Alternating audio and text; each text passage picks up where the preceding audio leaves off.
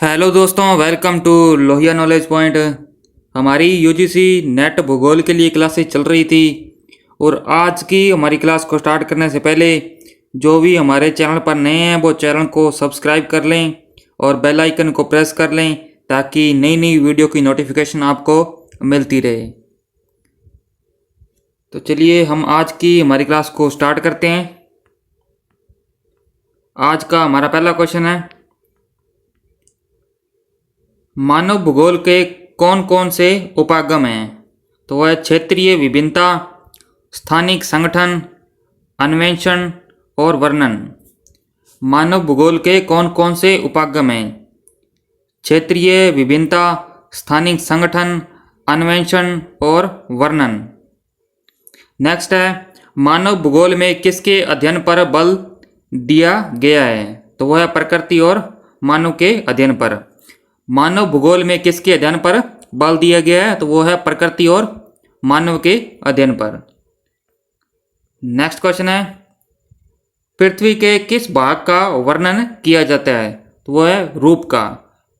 पृथ्वी के किस भाग का वर्णन किया जाता है? तो वह है रूप का वर्णन किया जाता है। ऐतिहासिक भूगोल किस मानव भूगोल के क्षेत्र का उपक्षेत्र है? तो यह है सामाजिक भूगोल का उपक्षेत्र। ऐतिहासिक भूगोल किस मानव भूगोल के क्षेत्र का उपक्षेत्र है? तो यह है सामाजिक भूगोल का उपक्षेत्र। नेक्स्ट क्वेश्चन है, 1970 के दशक में किस किस विचारधारा का उदय हुआ? तो वो है मानवतावादी, व्यवहारवाद और आमूलवादी। 1970 के दशक में किस किस विचारधारा का उदय हुआ? तो वो है मानवतावादी, व्यवहारवाद और आमूलवादी। नेक्स्ट क्वेश्चन है, शहरों में चौराहे पर यातायात नियंत्रक बत्तियां कौन सी विचारधारा से संबंधित है? तो ये है नवनिश्चयवाद से संबंधित। और ये क्वेश्चन है जो काफ़ी बार एग्जाम के अंदर आया हुआ क्वेश्चन है।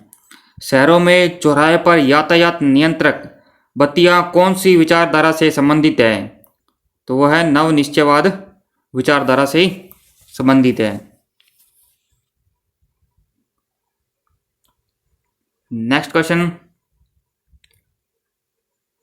मानव ने प्रकृति के आदेशों के अनुसार अपने आप को ढाल लिया है। इस प्रकार आदिम मानव समाज और प्रकृति की प्रबल शक्तियों के बीच अनोन्य क्रिया को क्या कहा जाता है? तो इसे कहते हैं पर्यावरणीय निश्चयवाद।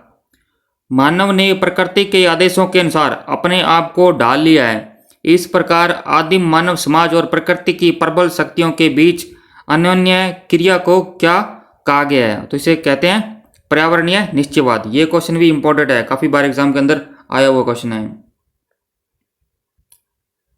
नेक्स्ट क्वेश्चन है, राजनीतिक भूगोल के दो उपक्षेत्र बताइए। तो वो है निर्वाचन भूगोल और सैन्य भूगोल। राजनीतिक भूगोल के दो उपक्षेत्र निर्वाचन भूगोल और सैन्य भूगोल। नेक्स्ट क्वेश्चन है, आमूलवादी विचारधारा ने निर्धनता के कारण बंधन और सामाजिक असमानता की व्याख्या के लिए कौन से सिद्धांत का उपयोग किया है? तो वह है मार्क्स के सिद्धांत का उपयोग किया है। जो आमूलवादी विचारधारा ने निर्धनता के कारण बंधन और सामाजिक असमानता की व्याख्या करने के लिए कौन से सिद्धांत का उपयोग किया है? तो वह है मार्क्स का सिद्धांत। नेक्स्ट क्वेश्चन है, जर्मन भूगोलवेताओं ने राज्य या जो देश का वर्णन किस रूप में किया है? तो वह है जीवित जीव के रूप में किया है। जर्मन भूगोलवेताओं ने राज्य का वर्णन किस रूप में किया है? जीवित जीव के रूप में। यह भी क्वेश्चन काफी बार एग्जाम के अंदर आया हुआ है। नेक्स्ट क्वेश्चन है, पृथ्वी के दो प्रमुख घटक कौन से हैं? तो वह है प्रकृति व मनुष्य। पृथ्वी के दो प्रमुख घटक कौन से हैं? प्रकृति व मनुष्य। नेक्स्ट क्वेश्चन है, मानव परिसंचरण की ध्वनियों की तुलना किससे की गई है? तो ये की गई है सड़कों, रेल मार्गों और जल मार्गों के जाल से। मानव परिसंचरण की जो ध्वनियों की जो तुलना है वो किससे की गई है? तो वह सड़कों, रेल मार्गों और जल मार्गों के जाल से की गई है। नेक्स्ट है, किस विचारधारा में निर्धनता के कारण सामाजिक असमानता की व्याख्या की गई है? तो वह है रेडिकल विचारधारा या अमूलवादी विचारधारा। किस विचारधारा में निर्धनता के कारण सामाजिक असमानता की व्याख्या की गई है? तो वो है रेडिकल विचारधारा। नेक्स्ट क्वेश्चन है, किस विचारधारा में प्रत्यक्ष अनुभव, मानव जातीयता, प्रजाति व धर्म आदि पर बल दिया गया है? तो वो है व्यवहारवादी विचारधारा। किस विचारधारा में प्रत्यक्ष अनुभव, मानव जातीयता, प्रजाति व धर्म आदि पर बल दिया गया है? तो वो है व्यवहारवादी विचारधारा। नेक्स्ट क्वेश्चन, मानव का प्रकृतिकरण किस विचारधारा से संबंधित है? तो वो है पर्यावरणीय निश्चयवाद से संबंधित है। मानव का प्रकृतिकरण किस विचारधारा से संबंधित है? तो वह पर्यावरणीय निश्चयवाद विचारधारा से संबंधित है। नेक्स्ट क्वेश्चन है, प्रकृति का मानवीकरण किस विचारधारा से संबंधित है? जो प्रकृति का मानवीकरण किस विचारधारा से संबंधित है? तो वह है संभववाद से। प्रकृति का मानवीकरण संभववाद से संबंधित है। नेक्स्ट क्वेश्चन, मानव भूगोल पृथ्वी को नियंत्रित करने वाले भौतिक नियमों तथा इस पर रहने वाले जीवों के मध्य संबंधों का अधिक संश्लेषित ज्ञान है, यह परिभाषा किसने दी है? तो ये दी है पॉल विडाल डी ब्लास ने। मानव भूगोल पृथ्वी को नियंत्रित करने वाले भौतिक नियमों तथा इस पर रहने वाले जीवों के मध्य संबंधों का संश्लेषित ज्ञान है, यह परिभाषा किसने दी है? पॉल विडाल डी ब्लास की। ये काफ़ी इंपॉर्टेंट है, काफ़ी बार एग्जाम के अंदर आई हुई डेफिनेशन है। नेक्स्ट क्वेश्चन है, आरंभिक अवस्थाओं में मानव प्राकृतिक पर्यावरण से प्रभावित होकर प्रकृति के आदेशों के अनुसार अपने आप को ढाल लिया और इसी आदिम समाज और प्रकृति की प्रबल शक्तियों के बीच अन्योन्य क्रिया को क्या कहा गया है? तो इसे कहते हैं पर्यावरणीय निश्चयवाद। नेक्स्ट क्वेश्चन है, मानव सामाजिक और सांस्कृतिक विकास के साथ अधिक सक्षम प्रौद्योगिकी का विकास करते हैं। इससे प्रकृति अवसर प्रदान करती है और मानव इसका उपयोग करता है और धीरे धीरे प्रकृति का मानवीकरण हो जाता है। इस विचारधारा को क्या नाम दिया गया है? तो इस विचारधारा को संभववाद विचारधारा का नाम दिया गया है। मानव सामाजिक और सांस्कृतिक विकास के साथ अधिक सक्षम प्रौद्योगिकी का विकास करते हैं। इससे प्रकृति अवसर प्रदान करती है और मानव इसका उपयोग करता है और धीरे धीरे प्रकृति का मानवीकरण हो जाता है। इस विचारधारा को संभववाद विचारधारा का नाम दिया गया है। नेक्स्ट क्वेश्चन, संभववाद के जनक कौन हैं? तो वह है पॉल विडाल डी ब्लास। संभववाद के जनक Paul Vidal de Blache. Exam के अंदर क्वेश्चन ये आया हुआ है। नया पर्यावरणीय निश्चयवाद की दशा है, नई संभववाद की दशा है। इसका अर्थ है प्राकृतिक नियमों का पालन करके हम प्रकृति पर विजय प्राप्त कर सकते हैं। यह संकल्पना किससे संबंधित है? तो यह है नव निश्चयवाद से संबंधित। नया पर्यावरणीय निश्चयवाद की दशा है, न ही संभववाद की दशा है। इसका अर्थ है प्राकृतिक नियमों का पालन करके हम प्रकृति पर विजय प्राप्त कर सकते हैं। यह संकल्पना किससे संबंधित है? तो यह है नव निश्चयवाद से संबंधित। नेक्स्ट क्वेश्चन है, नव निश्चयवाद की संकल्पना किसने प्रस्तुत की है? ग्रिफिथ टेलर ने। नव निश्चयवाद की संकल्पना किसने प्रस्तुत की है? ग्रिफिथ टेलर ने। एग्जाम में आया हुआ क्वेश्चन है। नेक्स्ट है, सामाजिक भूगोल के 3 उपक्षेत्रों के नाम बताइए। तो वो है व्यवहारवादी भूगोल और सामाजिक कल्याण का भूगोल और सांस्कृतिक भूगोल।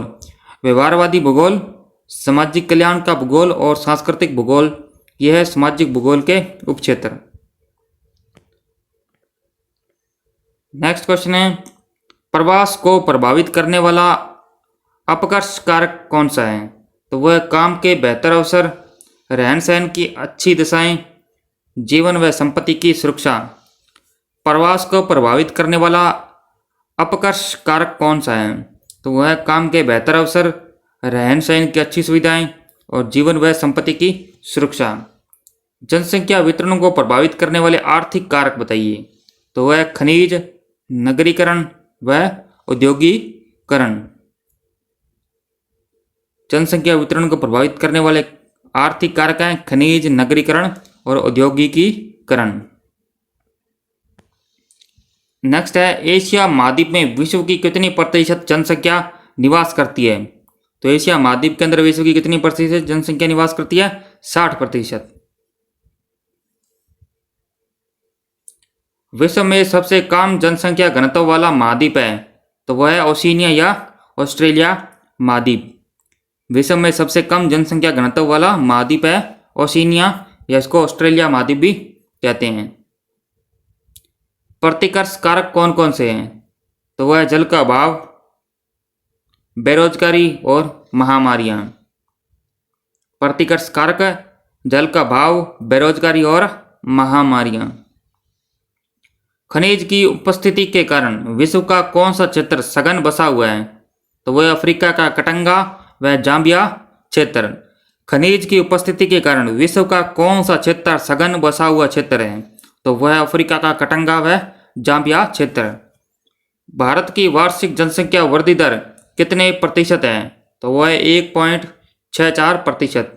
भारत की वार्षिक जनसंख्या वृद्धि दर कितने प्रतिशत है? 1.64%। जननांकीय संक्रमण की किस अवस्था में उच्च प्रजननशीलता व उच्च मृत्युता होती है? तो वह प्रथम अवस्था।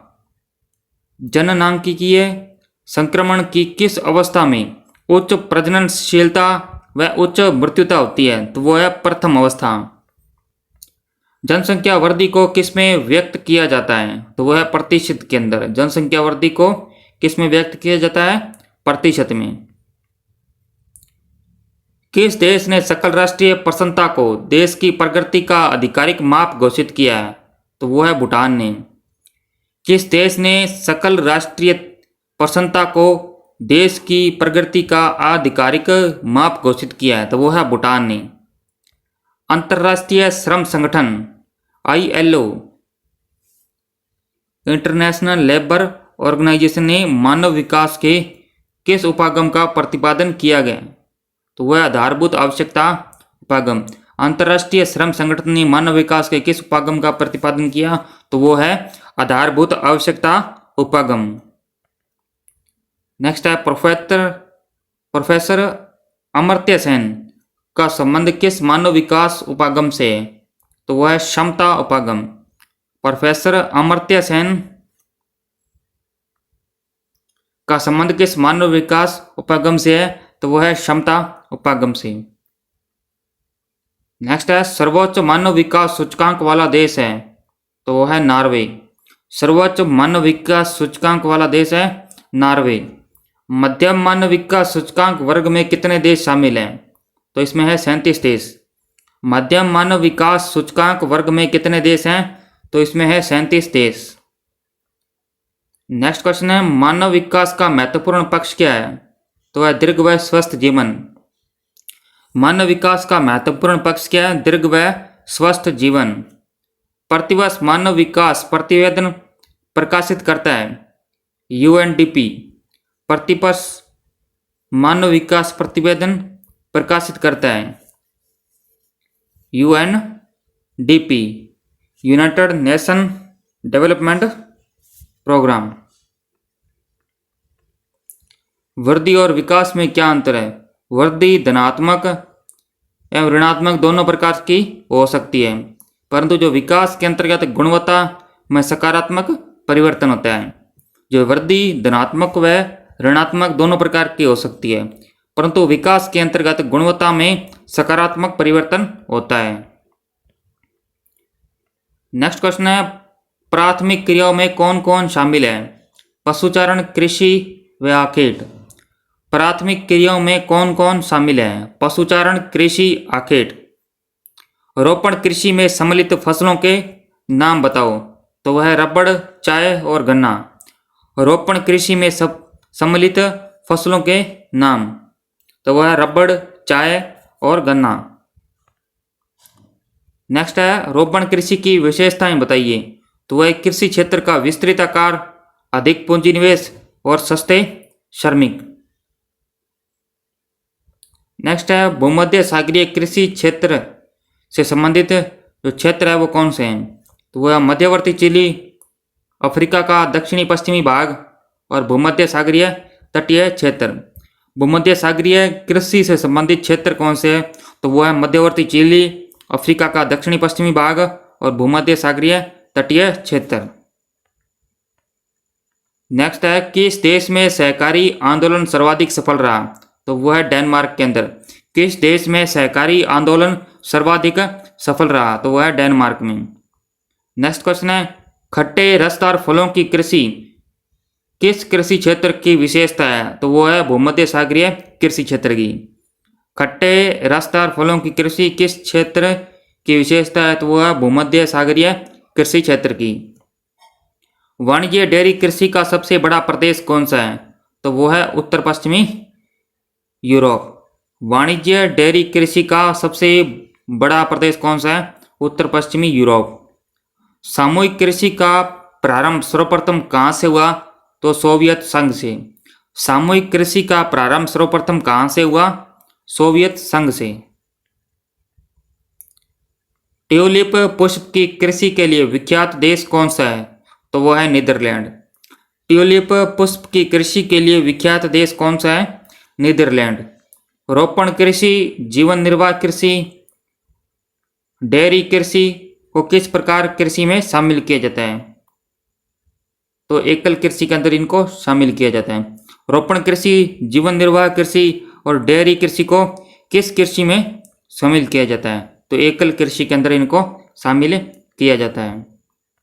नेक्स्ट है, प्राथमिक क्रियाओं में संलग्न लोग किस श्रमिक श्रेणी में आते हैं? तो लाल कॉलर श्रमिक। ये क्वेश्चन एग्जाम के अंदर आया हुआ है और इसकी आने की संभावना हमेशा ही रहती है। प्राथमिक क्रियाओं में संलग्न लोग किस श्रमिक श्रेणी के अंदर आते हैं? तो वह है लाल कॉलर श्रमिक। ब्राजील में कॉफी के बागान क्या कहलाते हैं? फेजेंटा। ये क्वेश्चन तो रिपीट पर रिपीट होता ही रहता है। ब्राजील में कॉफी के बागान क्या कहलाते हैं? फेजेंडा। फसल उत्पादन पशुपालन को किस कृषि प्रकार में शामिल किया जाता है? मिश्रित कृषि में। फसल उत्पादन पशुपालन को किस कृषि प्रकार में सम्मिलित किया जाता है? तो वह है मिश्रित कृषि में। सोवियत संघ के सामूहिक कृषि को क्या कहा जाता है? तो कोल खहोज कहा जाता है इसको। सोवियत संघ के सामूहिक कृषि को क्या कहा जाता है? कोल खहोज। नेक्स्ट है, स्थानांतरणशील कृषि को और किस नाम से जाना जाता है? तो कर्तन व दहन कृषि, यानी जो स्लेश एंड बर्न कृषि भी इसको कहा जाता है। स्थानांतरणशील कृषि को और किस नाम से जाना जाता है? कर्तन एवं दहन, यानी जो स्लेश एंड बर्न कृषि भी कहा जाता है। और विश्व में सहकारी आंदोलन को सर्वाधिक सफलता किस देश में मिली है? तो वह है डेनमार्क में। विश्व में सहकारी आंदोलन को सर्वाधिक सफलता किस देश में मिली है? डेनमार्क में। अंगूर की कृषि किस क्षेत्र की विशेषता है? तो है भूमध्य सागरीय क्षेत्र की। अंगूर की कृषि किस क्षेत्र की विशेषता है? भूमध्य सागरीय क्षेत्र की विशेषता है। नेक्स्ट क्वेश्चन है, कृषकों द्वारा उत्पादित सब्जियों को ट्रक द्वारा उत्पादन क्षेत्र से बाजार तक रात भर दूरी तय करके पहुंचाया जाता है। इस कृषि को क्या कहते हैं? इसको कहते हैं ट्रक फार्मिंग या ट्रक कृषि। कृषकों द्वारा उत्पादित सब्जियों को ट्रक द्वारा उत्पादन क्षेत्र से बाजार तक रात भर दूरी तय करके पहुंचाया जाता है। इस कृषि को क्या कहते हैं? तो इसे कहते हैं ट्रक फार्मिंग। पर्यावरण में प्रकृति द्वारा प्रदत्त संसाधनों पर प्रत्यक्ष रूप से मानव द्वारा क्रियाएं क्या कहलाती है? तो वो क्रियाएं कहलाती है प्राथमिक क्रियाएं। पर्यावरण में प्रकृति द्वारा प्रदत्त संसाधनों पर प्रत्यक्ष रूप से मानव द्वारा क्रियाएं क्या कहलाती हैं? तो वह कहलाती हैं प्राथमिक क्रियाएं। नेक्स्ट क्वेश्चन है, कृषि आखेट भोजन संग्रह, पशुचारण, मछली पकड़ना, खनन, लकड़ी काटना आदि क्रियाएं किसमें शामिल की जाती हैं? तो वह प्राथमिक क्रियाओं में शामिल की जाती है। कृषि आखेट भोजन संग्रह, पशुचारण, मछली पकड़ना, खनन, लकड़ी काटना आदि क्रियाएं किसमें शामिल की जाती हैं? प्राथमिक क्रियाओं में शामिल की जाती है। ये क्वेश्चन काफी बार एग्जाम के अंदर आया हुआ क्वेश्चन है। जलवासी पशुचारण के प्रमुख क्षेत्र बताओ। तो वह सहारा मरुस्थल, मध्य एशिया, यूरोप व एशिया के टुंड्रा प्रदेश। जलवासी पशुचारण के प्रमुख क्षेत्र बताओ। सहारा मरुस्थल, मध्य एशिया, यूरोप, एशिया के टुंड्रा प्रदेश। नेक्स्ट क्वेश्चन है वाणिज्य पशुधन पालन के प्रमुख क्षेत्र। तो उसके अंदर आते हैं न्यूजीलैंड, ऑस्ट्रेलिया, संयुक्त राज्य अमेरिका और अर्जेंटीना। वाणिज्य पशुधन पालन के प्रमुख क्षेत्र, तो उसके अंदर है न्यूजीलैंड, ऑस्ट्रेलिया, संयुक्त राज्य अमेरिका और अर्जेंटीना। स्थानांतरित कृषि मुख्य रूप से किस क्षेत्र में की जाती है? तो ये होती है उष्णकटिबंधीय क्षेत्रों में। स्थानांतरित कृषि मुख्य रूप से किस क्षेत्र में की जाती है? उष्णकटिबंधीय क्षेत्र में की जाती है। नेक्स्ट क्वेश्चन है स्थानांतरित कृषि के उपनाम, यानी भारत के उत्तर पूर्वी राज्यों के अंदर जो स्थानांतरित कृषि है इसको जूमिंग कहते हैं। और मध्य अमेरिका व मैक्सिको में मिल्पा कहते हैं। मध्य अमेरिका व मैक्सिको में मिल्पा कहते हैं। मलेशिया व इंडोनेशिया के अंदर लदांग कहते हैं। मलेशिया व इंडोनेशिया में लदांग कहते हैं। और आज की हमारी सीरीज के अंदर बस इतने ही क्वेश्चन थे। पीडीएफ नोट्स और क्विज प्राप्त करने के लिए आप हमारे टेलीग्राम चैनल t.me/लोहिया नॉलेज पॉइंट को ज्वाइन कर सकते हैं। और जो भी हमारे चैनल पर नहीं है वो चैनल को सब्सक्राइब कर लें। और वीडियो अच्छी लगे तो लाइक करें और अपने दोस्तों को भी शेयर करें। धन्यवाद।